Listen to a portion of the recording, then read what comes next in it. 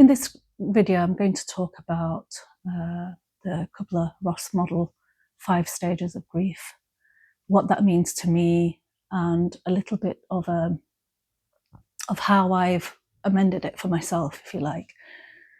So to be fair, when people talk about the 5 stages of grief, people like David Counsellor, Megan Devine talk about 5 stages of grief, that it's not linear, and absolutely it's not. So I agree with that. But there's a couple of, I've sort of put together a stage 6 and a stage 7, and that's how I sort of see it works to some extent. Now, so the first stage is denial, which, if I talk about myself, when I lost my son, that was quite strong, that was quite powerful. And as you're going through that, when I talked about that feeling of being out of your body, you don't recognize yourself, you don't recognize the world. With all that, there's also this, your brain can't process what's just happened. So you keep feeling and thinking that this person that you've just lost is just going to walk through the door. They're just going to come back and say, "Oh, I'm fine. Don't worry. Why are you all crying? Why are you all crying? I'm here." And that goes on for some time, where you just think he's going to where I just believed and I thought, my son's just going to walk through the door, back from the gym, back from university, and do what the things that he normally does, throw his bag down, his coat or jacket. And, there was all that sort of went on. And again, I'd walk into his bedroom every morning like I did. I'd still be going into his bedroom, pulling the curtains back for him and then looking down on his bed and expecting to see him there. So there was a lot of, my brain not processing that this person, that my son is not here. And he's not just going to show up and say, surprise, it was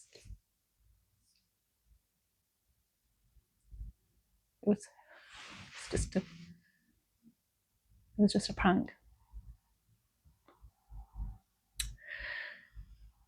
So there was that process for me, very much so.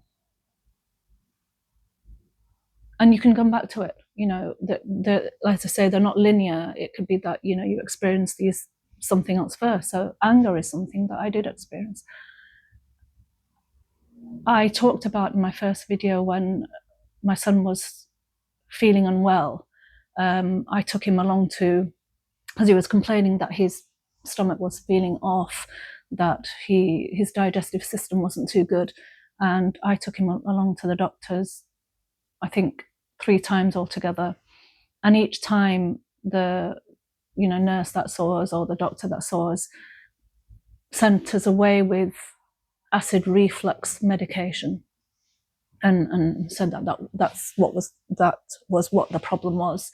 When he complained about feeling, having, like heart palpitations, or the fact that his heart was sort of beating quite fast, they put that down to he was feeling anxious, anxiety, and we were sent home with nothing really with that, nothing about that, nothing that they felt that they needed to do or could do about that symptom. So there was sort of a certain element of anger. There was another time that I felt that there was something else I felt angry about, and that was when he was in hospital for a month.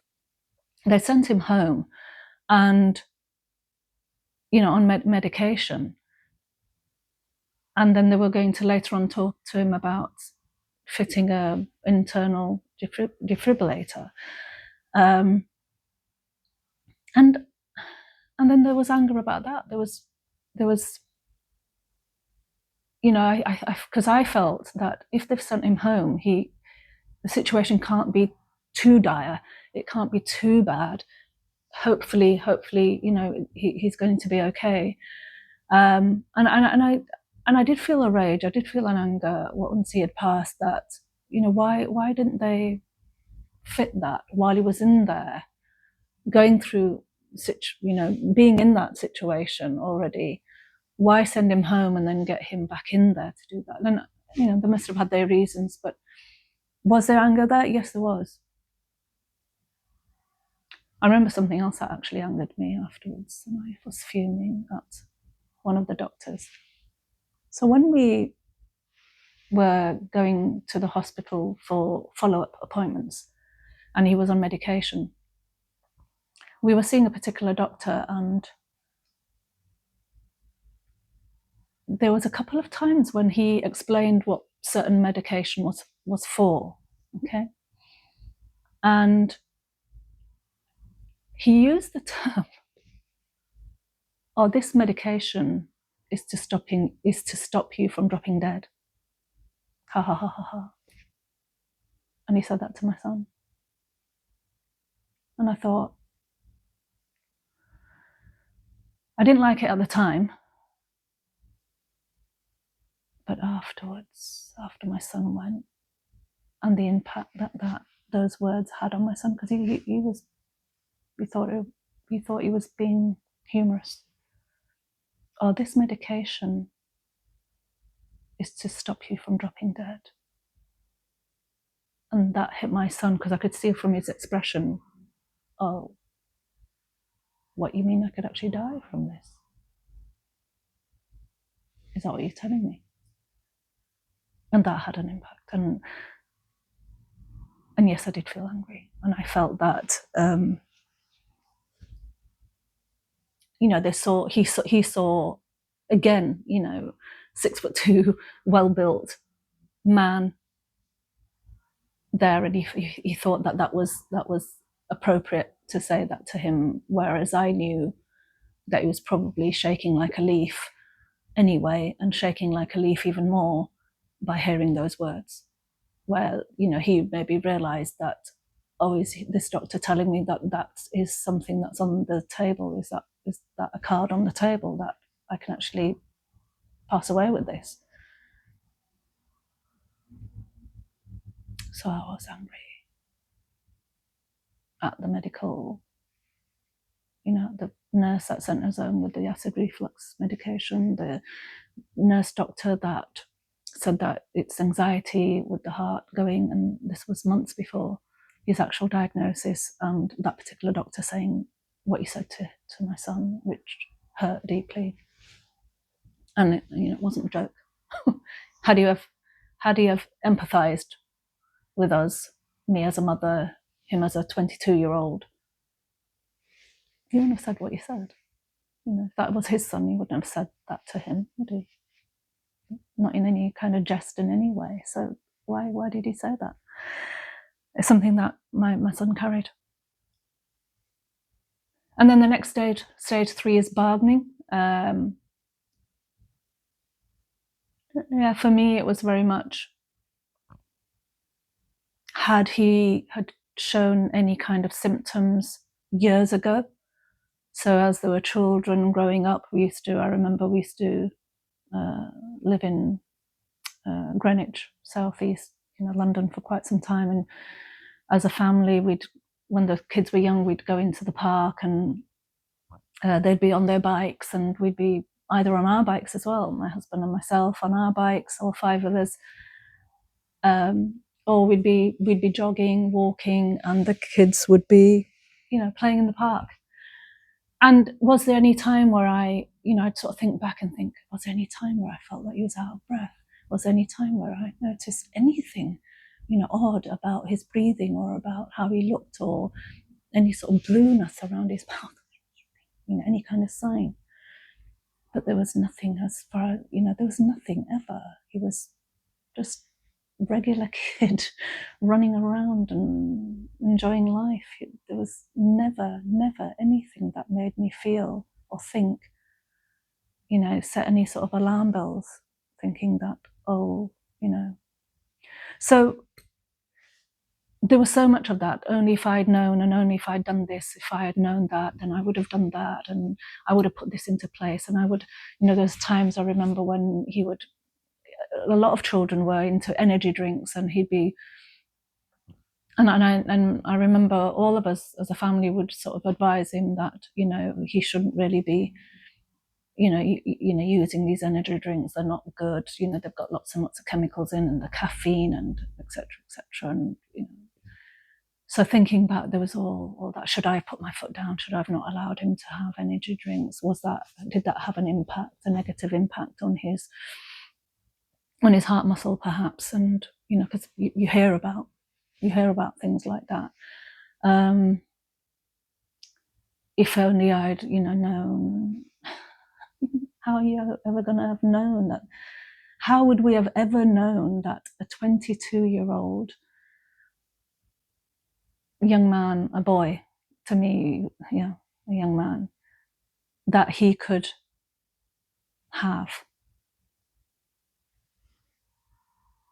a heart condition, who was completely fit and healthy? He was actually quite diet conscious. He was probably the most diet conscious person of that age that I know. You know, you wouldn't eat a lot of unhealthy food. And the energy drinks was something that he was having when he was sort of 14, 15, 16. I think he completely stopped having them as he went on. So there was lots of things where I thought, you know, if only I'd known that, I could have put this into place. I could have done that. I could have done this. You know, if I know. So yeah, that was something that I experienced also. Again, you can go backwards and forwards with things. It's not linear. And then the depression was pretty impactful and very present. I explain in my first video how I felt that I fell down a deep, dark black hole, and that's really how it felt. Sometimes people explain it as they were in free fall, so just falling from the sky, not knowing when, where, how they're going to, if ever, they're going to hit the bottom. For me, it was very much darkness and cold and isolation, and trying to unpick any kind of logical explanation. There isn't a logical explanation of a 22-year-old passing away of a cardiac arrest. And the death certificate said death by natural causes. And you think, natural causes? 22-year-old young man. How does that make sense? So yeah, there was the fourth stage, depression, definitely. But the depression and mental health is something that has its own, and I'll talk about mental health in another video. It's not going to be something that I'm going to, because mental health is talking about, and obviously if things go on, if that depressive stage had gone on and on, and I was unable to get myself out of that deep dark black hole, obviously then I would have needed some professional help, possibly medication, possibly other therapy, and I probably would have needed something else putting into place there to help me get out of that place, that space I was in. Acceptance of the reality is something that comes and goes with me. I can one day feel that I'm sort of that I've reached a place of calm. Yeah, I've reached a place of calm, and I've accepted what has happened, and I don't think I ever really went into why has this happened to me. I think it was, for me, it was very much, okay, this has happened to me, and this has happened to us. what now? What do I do now? Can I be guided in what to make of my life, and how is my life going to pan out, and what does that mean? So for me, it was very much acceptance most days, but some days, again, I'm back to the denial, I'm back to the anger, I'm back to the depression can take you and suck you back in to that deep, dark black hole. I would add another stage to that. Because for me, I explained in my first video, second video, that I had that out-of-body experience. I felt, who am I? I don't recognize who I am. I don't recognize this world. So for me, it was a very strong feeling of who am I and what do I stand for now? Because I'm not that person I was prior to the accident, prior to the event of losing my son. I'm not that same person. So who am I now? I had to rediscover myself. I had to delve deep and find the version of me. And that took time. That took a lot of time. It wasn't just about who I was, but then stage 7 was, where am I now? Where am I and where am I going? Because the whole trajectory of my life took a 90-degree turn. I could see the horizon first, and it looked in a certain way, my son, and living my life, going into an old age and watching him possibly, turning to a middle-aged man. So those were what my expectations were, and that's what that's a picture the horizon sort of painted for me. And then after losing my son, there was that 90-degree change. It all changed. So where am I going now? Because I've suddenly sort of lost that finish line that I could see, or that I assumed was there, and it's no longer there. I have to place it somewhere else. There was one thing that I think very much that I thought, that there's one thing that I am sure of, and which is inevitable, and that is that my life is going to come to an end. And it was quite a powerful, strong thought that I had one morning when I was sat with my thoughts. And that was that I'm going to get to that finish line of life anyway, no matter what. So when I get there, if I have that opportunity for sort of reflection or thinking about my life, I would like to be there without regret. Meaning for me, I felt that if I look back at that time, from that time, if I look back about this time, about what I did after losing my son, I don't want there to be any regrets. If only I had done something, if only I had done, So that's what made me, almost forced me to take that other side of the fork that I talked about in my sort of second video, that it wasn't really an option. It was something that I felt I had to do in order to honor my son, in order to honor my own life, in order to leave some kind of legacy for my children and my children's children, and my daughters. So so it wasn't really. It ended up that it wasn't actually an option. It was something that I had to do. I didn't have any other option. So for me, stage 6 is very much finding myself. I had to find who I was and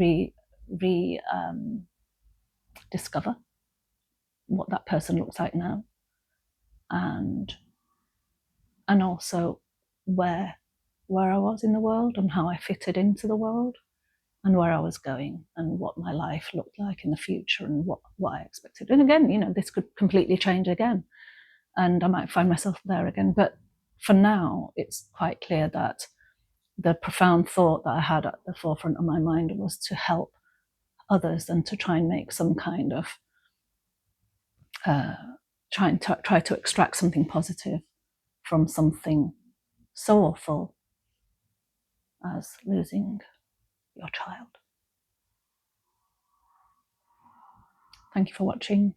Again, please comment, share, like, subscribe, and I'll see you in my next video. Thank you so much for watching. Thank you.